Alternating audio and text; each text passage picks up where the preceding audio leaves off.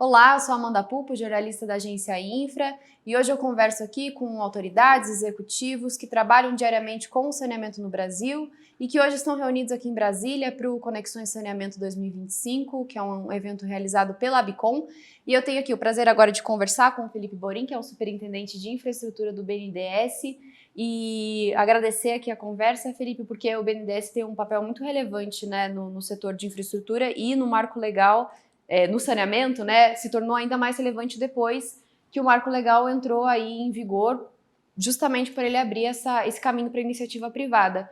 E o banco sempre foi muito importante ali na estruturação dos projetos, foi quem abriu mesmo o caminho para os projetos começarem a sair na rua.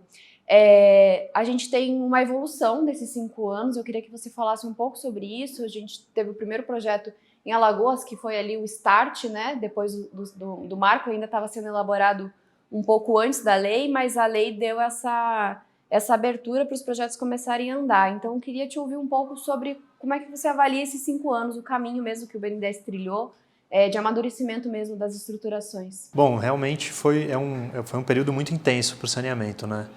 As estruturações de projeto de saneamento no BNDES começaram em 2017, até antes do marco legal, né? E é interessante porque o BNDES tem um dos papéis fundamentais que o banco cumpre, é esse de fomentar a estruturação de projetos em diversos setores, né? E a atuação do banco teve esse papel de modificar os setores em diversas ocasiões. Então, por exemplo, o setor aeroportuário começou com estudos e estruturações do BNDES, né? A iluminação pública também foi parecido. O setor portuário teve muito apoio do BNDES para a Lei dos Portos de 2013. Então, é um dos trabalhos que o banco aprendeu a fazer e desempenha um papel importante, né? E, de fato, no saneamento teve um papel muito relevante, né? Os grandes projetos, praticamente todos, foram estruturados pelo BNDES. Já foram, se eu não me engano, 16 leilões e a gente tem mais 8 projetos em estruturação, dá um total aí de 150 bilhões em investimento, mais ou menos, somando tudo. Então, é realmente uma mudança no setor, né? E tem sido um aprendizado muito relevante, né? Os projetos começaram, como eu disse, em 2017. Os primeiros foram Alagoas e Rio de Janeiro. E eles, né, beberam muito de benchmarks internacionais, de melhores práticas internacionais. Mas, lógico que tem um aprendizado, né? Então, à medida que a gente foi estruturando os projetos, a gente foi incorporando o que a gente estava vendo que estava funcionando ou que não estava funcionando. Então, começou, por exemplo, a ter mecanismos de compartilhar a outorga com redução de tarifa. A gente começou a ter mecanismos para ter, né, um olhar mais cuidadoso na tarifa social. Foram vários elementos ali que foram sendo incorporados. E também quando a gente foi chegando, quando os projetos foram chegando na parte do financiamento, né? Sim. Que são projetos gigantescos. Então, Águas do Rio, por exemplo, é um financiamento que o BNDES participou com 19 bilhões.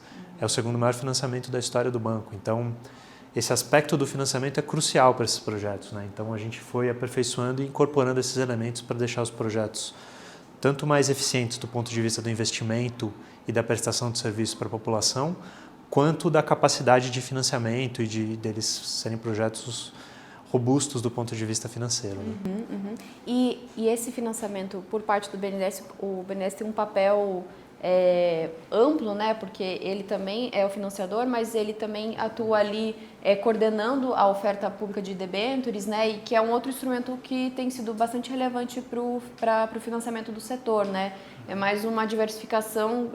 Como é que tem sido, enfim, o interesse do setor por esse instrumento, até para não ficar dependente só do funding ali do banco? Como é que o BNDES tem coordenado essa parte aí, né, do financiamento? Sim, não, com certeza. Essa questão das debêntures os debêntures se tornaram fundamentais para o financiamento da infraestrutura no Brasil, né?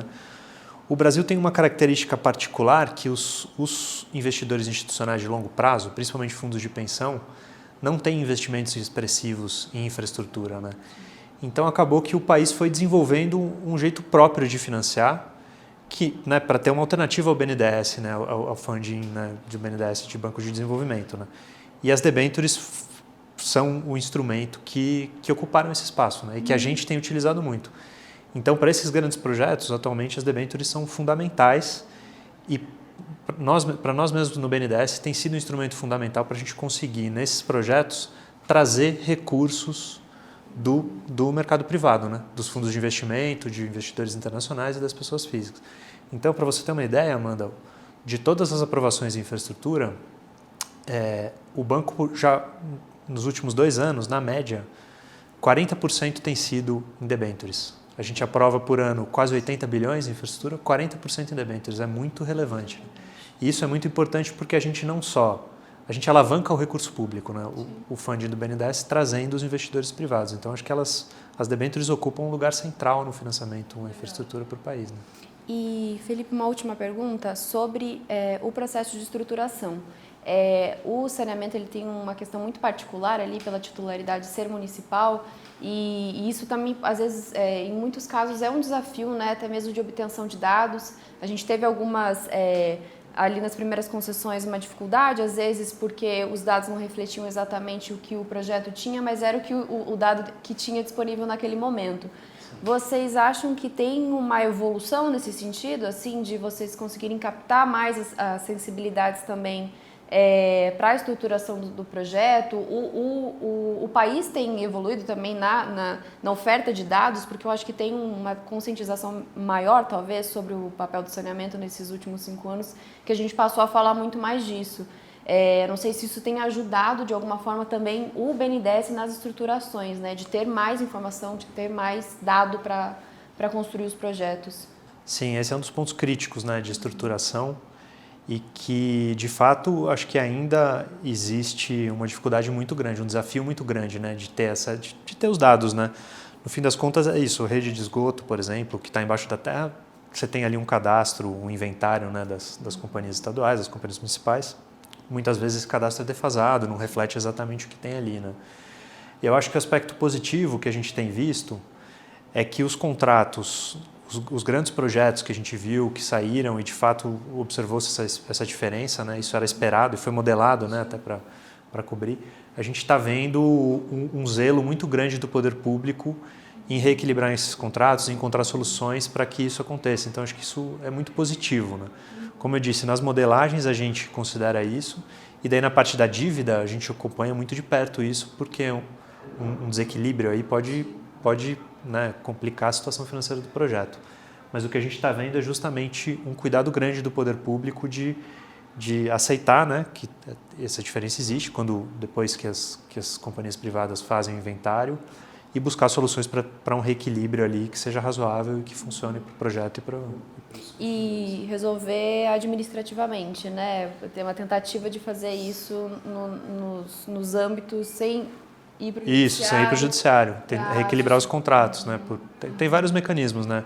Pode ser via tarifa de água que o privado paga para a SESB, né? Que ainda existe em todos os casos, né? Pode ser via prazo, pode ser, enfim, tem diversos mecanismos para reequilibrar sem judicializar e sem colocar em risco o investimento. Né? Então a gente está vendo que os contratos estão funcionando, o investimento está aumentando bastante no saneamento, né? As aprovações no BNDES também. Para você ter uma ideia, há uns 5 anos atrás a gente aprovava no saneamento coisa de 1 bilhão, 2 bilhões ao ano. A gente tem aprovado agora, nos últimos 2 anos, a gente aprovou mais de 15 bilhões para 20 projetos. E o que é interessante é que tanto para público, tanto para o privado, quanto para o público, a gente está vendo também o investimento aumentar nas SESBs. E esse é um efeito interessante porque isso aconteceu nos aeroportos também. Quando os privados começaram a entrar nos aeroportos da Infraero, a gente viu os próprios aeroportos da Infraero aumentando a qualidade do serviço, né, por ter um benchmark ali diferente. Né? E acho que isso está acontecendo um pouco também com o setor público. Então, a gente dando esse apoio para o público também, eu acho que a gente consegue ter os dois mundos aí, né, convivendo. O privado investindo bastante e o público também fazendo sua parte. Agora mesmo, uma última pergunta, Felipe. O que você destacaria de projeto que está para sair esse ano, enfim, no 26? O que tem de grande porte aí que a gente pode esperar que está saindo do BNDES?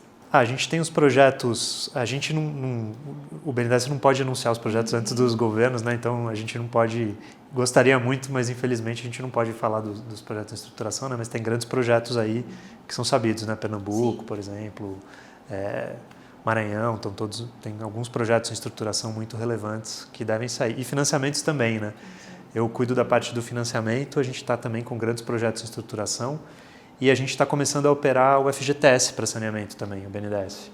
Então a gente espera esse ano ter as primeiras aprovações com o FGTS, que pode ser usado para projetos privados e para públicos, né? Então acho que é um cenário bem interessante para o setor no momento. Muito bom. Muito obrigada, Felipe. Obrigado, eu que agradeço.